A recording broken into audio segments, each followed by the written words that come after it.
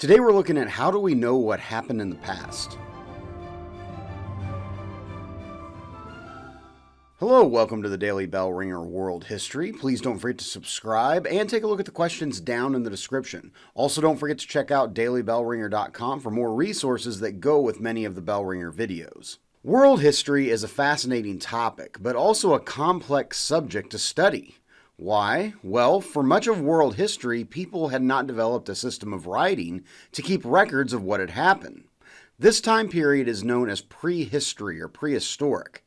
In order to understand prehistoric times and try to piece together what exactly happened during that time period, several areas of study were developed that focus on investigating the past and how mankind developed culture and societies.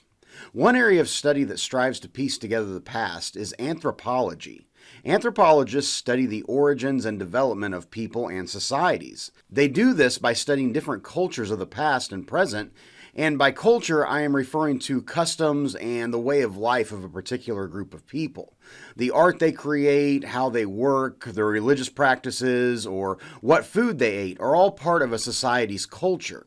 Culture is handed down from one generation to the next, so by studying the culture of a society, anthropologists can learn a lot about the past. Within anthropology, there are several different areas of study which look at social interactions within a society, as well as biological research and examination.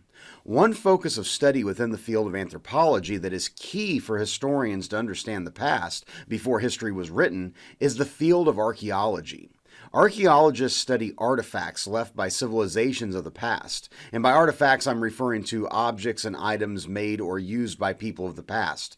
Artifacts include items such as tools, weapons, clothing, pottery, pieces of jewelry, or even the remains of ancient people themselves.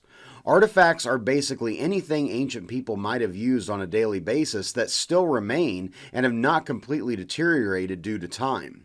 Examining these artifacts and determining how they were used gives great insight into the lives of prehistoric people. But equally important is researching how these artifacts were made by ancient people.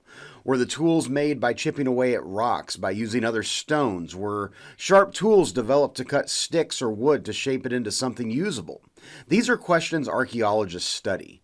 Archaeologists are very much detectives, as they are required to take clues or artifacts and use those clues to put together an educated theory as to how ancient people lived. Of course, finding these clues or artifacts is not necessarily easy. Many times archaeologists are required to dig in order to find the remains of ancient civilizations. Archaeologists go to painstaking detail to make sure these artifacts are not damaged or destroyed by removing dirt and debris with paint or toothbrushes. It is very important to archaeologists not to move artifacts from their original location once they are located. They make detailed maps showing where each item was located within a dig site.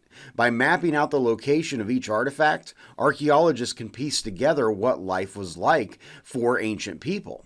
Archaeologists go so far as to test the radioactivity of the artifacts they find, which can help them make estimates as to how old the artifacts are and how long they've been located in that particular place.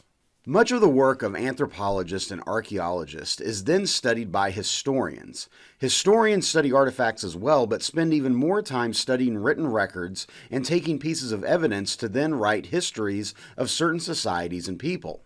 Many times historians take small pieces of information and details about societies and then weave them into an overall narrative of what those societies were all about and what were the major events that happened within those societies. History textbooks are a great example of this, as generally they do not include every single small detail about historical topics, but rather highlight the major events and people of ancient civilizations. Without the use of a time machine, it is nearly impossible to completely understand the people and societies of the past. However, with the careful study and examination of items left behind by ancient civilizations, it is possible to create a basic picture of what their lives were like and the major events of the past. So with that, hopefully you learned something, and thanks for watching.